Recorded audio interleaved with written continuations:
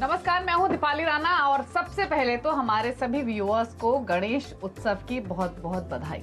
Festival season की शुरुआत हो चुकी है और इस दौरान सोने चांदी के भाव में भी बड़ी गिरावट शॉपिंग का बढ़िया मौका है। सोना अपने रिकॉर्ड हाई से करीब 5,000 रुपए तो चांदी करीब 25,000 रुपए सस्ती मिल रही है। हालांकि रूस यूक्रेन जंग के बाद से डायमंड के दाम में बढ़ोतरी हुई है, लेकिन प्लैटिनम के दाम लगातार गिरे हैं। तो ऐसे में क्या ये ज्वेलरी खरीदने का सही मौका है? आज हम अपने खास शो में सोने में निवेश करें या फिर नहीं, इस पर बातचीत करेंगे और साथ ही ये भी समझेंगे कि डिमांड आ कैसी रही है, साथ ही साथ भाव को लेकर क्या व्यू बन रहा है। इन तमाम मुद्दों पर बातचीत करने के लिए हमारे साथ पोपली ग्रुप की डायरेक्टर राजीव पोपली, कामाख्या ज्वेल्स के एमडी मनोज झा, लाला जुगल किशोर ज्वेलर की डायरेक्टर तान्या रस्तोगी और गोल्ड मार्ट ज्वेलर्स की एमडी संगीता ललवानी हमारे साथ मौजूद हैं। आप सभी का स्वागत है इस खास शो में और गणेश उत्सव की ढेर सारी शुभकामनाएं आपको। तो अगर भाव की बात करें तो एक चीज तो है, सोने ने तो स्पेशली भरपूर मौका दिया है खरीदारों को कि वो आके खरीदारी करें, लेकिन सवाल ये है कि क्या एक्चुअल में बाइंग टर्नआउट हुई है। पहले तो इसी पर बातचीत कर लेते हैं, उसके बाद डायमंड्स की भी बातचीत करेंगे। तो संगीता जी, सबसे पहले तो आप बताइए, इनफैक्ट पहले तो हैप्पी फेस्टिविटीज। ये भाव जो नीचे आया है, इससे कुछ खरीदारी हो रही है, नहीं हो रही है, क्या स्थिति है फिलहाल? सभी सुनने वालों को और आप सभी पैनलिस्ट को गणेश गणपति की हार्दिक शुभकामनाएं। और कल संवत्सरी भी है, हम जैनों का बहुत बड़ा फेस्टिवल है, तो उसकी भी हार्दिक शुभकामनाएं। रही बात सोने के भाव जरूर कम हुए हैं, खरीदारी की बात कर रहे हो तो एक्चुअली सीजन अभी शुरू होगा। So far we were in the monsoons और लाइट वेट ज्वेलरी पे ज़्यादा फोकस था। अभी शादी ब्याह का सीज़न शुरू होगा, अभी फेस्टिविटीज़ का सीज़न शुरू होगा। तो ये गणेश के जो 10 दिन है, स्पेशली सिंस मैं पूना से हूँ, तो पूना के लिए तो ये सबसे बड़ा फेस्टिवल है। और हमारे लिए सबसे बड़ा इम्पोर्टेंट ये होता है कि Poona is a drainage ground for a lot of districts around us. तो छोटे छोटे गाँव से कोल्हापुर, सातारा, सांगली, खेड़, राजगुरुनगर, जहाँ सोना बहुत पहना जाता है और खरीदा जाता है, वो सब गणपति के दर्शन करने भी आते हैं और सोने की खरीदी के लिए भी आते हैं। तो ये 10 दिन हमारे लिए बहुत इंपॉर्टेंट है। तो I am expecting a lot of sales in these next 10 days। अच्छा अच्छा, तान्या जी, जैसे संगीता जी ने कहा कि अब एक्चुअल में सोने की खरीदारी शुरू होगी, फिर चाहे वो गणेश चतुर्थी के मौके की बात हो, आने वाली वेडिंग सीजन हो, दिवाली हो, लेकिन सवाल ये है कि एक्चुअली ये सवाल पूछने के पीछे का मकसद ये कि एक सेंस मिल सके कि लोगों को भाव को लेकर उनकी सोच क्या है। बुकिंग्स कुछ आ रही हैं क्या? आगे के लिए लोग इंक्वायरी कर रहे हैं क्या? ये प्राइस एक्सेप्ट कर चुके हैं या उम्मीद कर रहे हैं कि भाव थोड़ा और नीचे आएगा? दीपाली जी, पहले तो आपको बताऊं, congratulations and festivities to everyone and you all. India में ये फेस्टिविटीज का सिर्फ गणेश चतुर्थी नहीं, आप यहाँ नॉर्थ की तरफ तीज भी है। बहुत सारे जितने भी फेस्टिवल्स होते हैं वो समहाउ डेट सबके रीजन वाइज डिफरेंट है, पर ये तिथि सेम होती है। So it has all kick started, तो फेस्टिविटी स्टार्ट हो गई है। तो एक जो फेस्टिवल की वॉक इन है वो भी शुरू हो गई है। जो अभी हम लोगों को काफी लीन पीरियड हमने देखा, वो पीरियड का जो एक एंडिंग होती है, जिसको हम कहते हैं पहला स्टेप शुरू होने का, वो हमारा शुरू हो गया है, which is a very good coincidence कि हमारा रेट भी गिरा हुआ है इस समय। और जितना भी अगर आप ट्रेड पंडित देखें तो वो 1600-1700 के आसपास का रेट का एक्सपेक्टेशन है। उससे जितना देखिए आना था गिरावट, वो जिस तरीके की बम्बास्टिक स्पीच दी है पॉवेल जी ने, वो आ गया है कि उन्होंने कहा है कि ऐसे ही हॉकिश रहेगा पूरा साल, वो इंक्रीज करेंगे। तो वो उसका जितना इफेक्ट सोने में आना था अब वो आ गया। जॉब्स डेटा अच्छा आया, तो ये जरूर है कि हाँ, थोड़ा दिन बहुत ज्यादा बढ़ोतरी देखने की कोई चांस नहीं है सोने में। ये चीज अभी सोने पे ऑनगोइंग रहेगी कि यही मेंटेन रहेगा रेट, लेकिन इससे नीचे जाने का कोई रीजन नहीं। अब जो भी एक नए रीजन आएंगे, अगर कोई कैलामिटी नहीं आती है, या अगर आप देखें कि डॉलर में भी ये जो कर रहे हैं, ये अभी शॉर्ट टर्म के लिए अपनी प्राइस स्टेबिलिटी के लिए इंपॉर्टेंट है, बट ग्रोथ के लिए नहीं अच्छा है, तो वो कहीं ना कहीं डॉलर में कुछ दिन बाद रिफ्लेक्ट आएगा। Dollar is already at its 20-year peak and it is now not going to spiral anymore, it's already reaching its peak. And तो वो सोना, मुझे लगता है कि अब इसके बाद कुछ भी होगा तो सोने में बढ़ोतरी ही देखने की जरूरत है। डेफिसिट भी अगर आप देखें तो US current account is nearing 5% of its GDP deficit. So ये सब रीजन ऐसा है कि इसके बाद सोना गिरने का कोई जरूरत नहीं है, बढ़ने का ही चांस है। और मेरे हिसाब से वैसे भी हमारे यहाँ gold is a very festive, very emotional buying. तो लोग अच्छे दिन का वेट करते हैं, शुभ दिन का वेट करते हैं। आगे जाके हमारा पितृपक्ष आने वाला है, तो वो हफ्ता भर जो ये बचेगा, जिसको भी इधर बाइंग करनी है वो पितृपक्ष के पहले लेता है। तो मुझे लगता है ये अगले हफ्ता भर अच्छी बाजार चलनी चाहिए, रेट भी अच्छा है। हाँ, इसके बाद आपको 15 दिन की जो वेट हमको देखनी पड़ेगी before the actual season starts. In fact भाव को लेकर तो तान्या जी, हाल फिलहाल में जो भी बातचीत हमारी तमाम एक्सपर्ट से, एनालिस्ट से हुई है, उनका भी मानना यही है कि थोड़ा बहुत नीचे भाव जरूर आ सकते हैं, लेकिन दिवाली तक भाव काफी अलग होगा। ये मौका है खरीदारी करने का। लेकिन मनोज जी, एक चीज बताइए, अगर gold versus platinum versus diamond की बात करें तो आप कैसे डिफरेंशिएट करेंगे तीनों सेगमेंट्स की डिमांड? एक तरफ प्राइसेस अट्रैक्ट कर रहे हैं कंज्यूमर्स को, जो कि गोल्ड है, डायमंड के प्राइसेस बढ़ रहे हैं, और प्लैटिनम में तो लगातार हमने दबाव आते हुए देखा है। तो प्राइस मूवमेंट की वजह से डिमांड पर कुछ इम्पैक्ट दिखा है क्या? नमस्कार दीपाली जी। देखिए, डिमांड पे तो डेफिनेटली फर्क दिखा है। जो लास्ट ईयर था वो एक्स्ट्रा ऑर्डिनरी ईयर था, वैसा ईयर वापस हमारे इंडस्ट्री में कब आएगा पता नहीं। लेकिन ओवरऑल जो डिमांड है वो जो हिस्टोरिकल डिमांड्स देखेंगे ईयर ऑन ईयर, तो उससे ठीक ठाक ही रहेगा। केवल लास्ट ईयर से आप इसको कंपेयर नहीं कर सकते, क्योंकि लास्ट ईयर से मुझे पहले लगता था कि एटलीस्ट 10% ज्यादा डिमांड रहेगा ओवरऑल, लेकिन अब मुझे ऐसा नहीं लगता है। मुझे लगता है कि 2 to 5% ईयर एंड ईयर हो सकता है। उसके रीजन है, सबसे पहले तो क्या, इन्फ्लेशन बहुत बढ़ गया। सेकंड जो है, गोल्ड में खासकर जो है इंपोर्ट ड्यूटी आ गई। तो और तीसरा जो है, हमारा रुपया डिप्रिशिएट कर गया। तो ये जो 3 मेजर फैक्टर है जिसके वजह से गोल्ड की खरीदारी में कहीं ना कहीं थोड़ी कमी आई है। लेकिन ओवरऑल ये बाइंग मोड में रहेगा और पिछले ईयर ऑन ईयर से बेटर रहेगा। देखिए, लास्ट क्वार्टर पिछले साल जैसा तो नहीं रहेगा। पिछले साल 350 टन का इंपोर्ट था, जो कि अपने में ही काफी एक रिकॉर्ड इंपोर्ट था। लेकिन थोड़ा कम रह सकता है, लेकिन ओवरऑल अच्छी रहेगी। अब आती है बात डायमंड, गोल्ड और प्लैटिनम में कैसा रहेगा। देखिए, प्लैटिनम का जो सेल है पूरे इंडिया में एकाएक बहुत ही अच्छे लेवल पे आया है। मतलब डबल डिजिट में ग्रोथ दिखाई है पिछले 2-3 सालों में।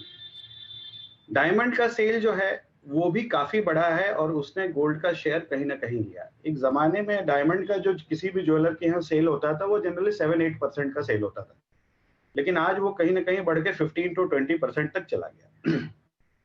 सिल्वर की सेल बढ़ गई है काफी पहले से। तो ये सब लोगों ने जो सेल किसी का चुराया है वो है गोल्ड का ही सेल चुराया है। लेकिन सबसे मजे की बात यह है कि सब सेल को ड्राइव जो है वो गोल्ड का सेल ही करता है, क्योंकि गोल्ड जो है वो सबसे ऑस्पिशियस माना जाता है हमारे कंट्री में, और गोल्ड से ही शुरुआत सब लोग करते हैं। अपने आप को वेल्दी समझते हैं, प्योर समझते हैं अगर वो गोल्ड की खरीदारी करते हैं तो। और जो गणेश चतुर्थी है वो सबसे शुभ दिन माना जाता है कोई भी काम को शुरुआत करने के लिए, चाहे वो शेयर मार्केट का हो, बॉन्ड का हो, गोल्ड का हो। तो जो ज्वेलर्स भी हैं हमारे, वो काफी तैयारी में बैठे हैं, वो पूरा फुल अपना स्टॉक फुल करके बैठे हैं। और जो डिमांड भी है वो ऐसा आप अगर देखेंगे तो इस बार जून से थोड़ा स्लो डाउन था। जून स्लो गया, जुलाई स्लो गया, लेकिन अभी पिछले कुछ हफ्तों से जो हलचल है, फुटफॉल है, काफी बढ़ी है।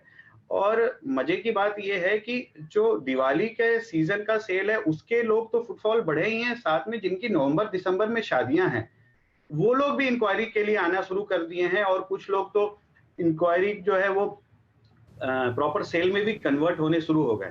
तो हलचल काफी अच्छी आ गई है और मार्केट में आगे सीन भी अच्छा दिख रहा है और सेल भी मुझे अच्छी दिख रही है। इनफैक्ट गणेश चतुर्थी की को लेकर क्या तैयारियां हैं आप सबकी, वो मैं पूछूंगी, लेकिन उससे पहले राजीव जी नमस्कार, आपको भी कंग्रेचुलेशंस, हैप्पी फेस्टिविटीज। तो आपकी तो इंडिया के साथ साथ ओवरसीज स्पेशली मिडिल ईस्ट में भी काफी प्रेजेंस है। तो पहले तो मैं यही जानना चाहती हूँ कि आपने क्या ट्रेंड्स ऑब्जर्व किए, अगर हम डिमांड की बात करें, फिर चाहे वो दुबई मार्केट्स की बात हो या फिर इंडियन मार्केट्स की बात हो। और जो बात अभी मनोज जी ने कही, इंपॉर्टेंट बात थी कि पिछले साल जैसी ग्रोथ रहेगी उतनी अग्रेसिव उसके चांसेस कम है। आपकी ऑब्जर्वेशन, आपका सेंस क्या कहता है इस बारे में? तो जैसे हम रिटेल के देखते हैं फ्लोर पे इन बॉम्बे स्पेशली, डिमांड हमारी नॉर्मली रक्षाबंधन से शुरू हो जाती है। इस साल हमारी जो एग्जीबिशन रही है जनरल ज्वेलरी काउंसिल की, वो एक बेंचमार्क होती है कि डिमांड क्या एक्सपेक्टेड है, वो काफी अच्छी परफॉर्मेंस दी गई है एग्जीबिशन में। सो ये B2B एग्जीबिशन जो होती है वो हमें फोरकास्टिंग में हेल्प करती है। ये फोरकास्टिंग काफी अच्छी हमें रिस्पॉन्स आई है। And if we go to see कि डिमांड वाइज जो फेस्टिविटी की डिमांड है गोल्ड में स्पेशली काफी इंक्रीज हुई है। जैसे आपने कहा ऑर्डर बुकिंग हमारी जो बेसिक सेल होती है कस्टमाइजेशन पे काफी होती है, तो इसके लिए जो वेडिंग क्लाइंट्स है वो पहले से कस्टमाइज ज्वेलरी में हमारे साथ जुड़े हुए हैं। एंड हमें पता लगता है कि इसकी फोरकास्ट की एंटिसिपेशन क्या है, तो वो हिसाब से हम काफी पॉजिटिव देख रहे हैं फेस्टिविटीज को इस साल। जैसे आपने कहा 51,000-52,000 की रेट हो गई है गोल्ड में, ये काफी इंसेंटिवाइज रेट है। आगे चल के नॉर्मली दिवाली तक गोल्ड रेट बढ़ती है, तो अगर फेस्टिविटीज की किससे अपॉर्चुनिटी लेनी है तो वो अब से बेटर वक्त और कोई नहीं होगा। ओवरसीज का देखिए particularly of course Dubai international market है एंड वहाँ पे फुल वर्ल्ड की डिमांड आती है from not only India but the entire world. So जैसे ट्रैवल इंक्रीज होता है दुबई में, वहाँ पे डिमांड एंड सेल वैसे ही इंक्रीज होती है। सो ये एक काफी इंपॉर्टेंट एस्पेक्ट है more than the price of the material for Dubai city. ठीक है, चलिए अब तैयारी पूछते हैं क्या है हमारे मेहमानों की। तो संगीता जी, अब क्योंकि अब यहाँ से एक्सपेक्ट कर रहे हैं आप सभी की सेल्स बढ़नी चाहिए, तो कुछ स्पेशल कलेक्शन या कुछ खास स्कीम्स, कुछ ऐसी तैयारियां की हैं फिर? तो सबसे पहले तो तैयारी की गणेश जी की। तो we have lot of things for Ganesh ji, जैसे मोदक चांदी के हैं, कलश चांदी के हैं, केला का चांदी का है, फूल चांदी के बनाए हुए। तो बहुत सारा सामग्री, जिसे हम पूजा सामग्री कहते हैं, वो हमने सब चांदी में तैयारी करी। फिर उसकी खरीदी गणेश जी के आने के 8 दिन पहले से शुरू हो जाती है। चांदी के पाट, आसन, काफी सारा सामान। और आजकल लोग तो छोटे छोटे सोने की भी मूर्ति लेते हैं। So that also we have started doing. तो इसमें काफी हमें अच्छा सेल दिखा है पूजा सामग्री में। रही बात, जैसे अभी किसी ने कहा कि वेडिंग सीजन, तो वेडिंग सीजन की शुरुआत और खरीदी अभी से शुरू होती है। तो टुडेज ब्राइड्स के we have started collection for those brides, specially light weight jewellery. वो गया वो जमाना है वो यंग गर्ल्स का जो बहुत हैवी पहनते थे। They want light weight diamond jewellery, light weight gold jewellery, diamond rings, diamond year rings, engagement के लिए रिंग्स, ऑल दैट। वो भी एक तैयारी शुरू करी है। डायमंड बैंगल्स, डायमंड की भी काफी का, and like somebody very rightly said today the sale is more higher on the diamond side.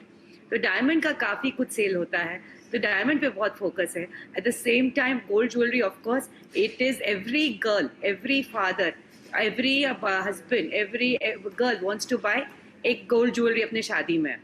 तो उसकी भी काफ़ी है, जैसे मंगलसूत्र है, बैंगल्स है, ईयरिंग्स है, नेकलेसेस है, पर more on the lighter weight. Because मैंने देखा पिछले 2-3 साल से the trend has gone to light trendy jewellery rather than heavy old jewellery जो सिर्फ लॉकर में जाती है।